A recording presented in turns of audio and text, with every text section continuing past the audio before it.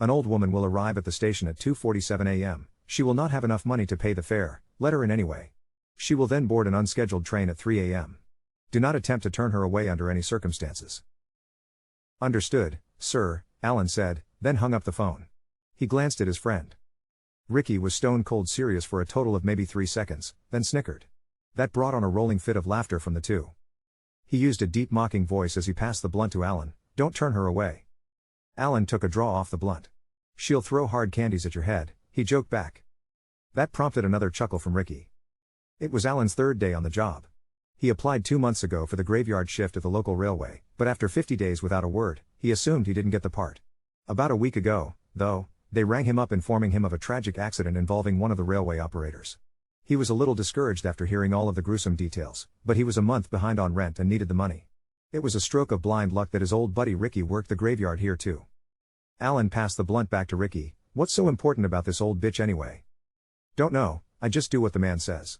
Last operator who went asking questions got cut in two on the tracks. He ain't never sent me an old lady for the ghost train before though. Alan paused for a moment. Did you say ghost train? Yep, Ricky blew a puff of smoke upward as he leaned back in his chair. That's what they are, ghosts. Don't got IDs, don't talk to ya, don't look at ya, they get on the unmarked train at whatever time bossman tells me and disappear. Never seen the same one twice. Alan shifted uneasily, holding out his fingers for the blunt. Ricky took one last draw and gave it to him before standing from his chair and walking to the window. Yep, he said. Some weird shit goes on in here. Alan looked at the blunt, thoughtfully.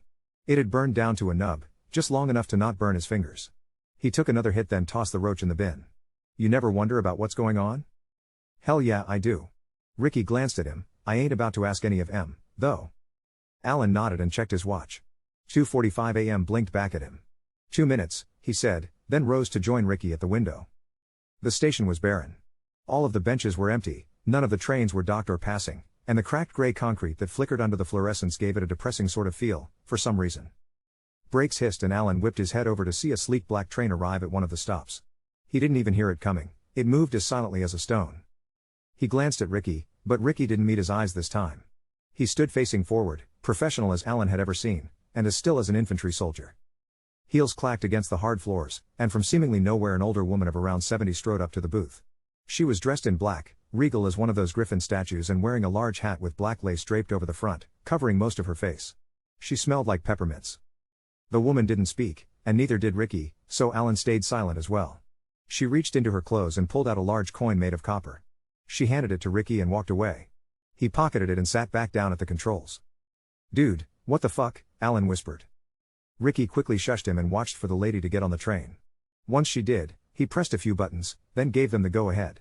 The brakes on the train hissed again as they released, but not another noise after that. It crawled forward a few inches, moving at a snail's pace, then shot out of the railway with the speed of a bullet. Alan looked at Ricky with wide eyes. Ricky let his shoulders fall and exhaled like he'd been holding his breath the whole time. Scares the shit out of me every time, dude. Well, what the fuck was that? Alan asked. What did she give you?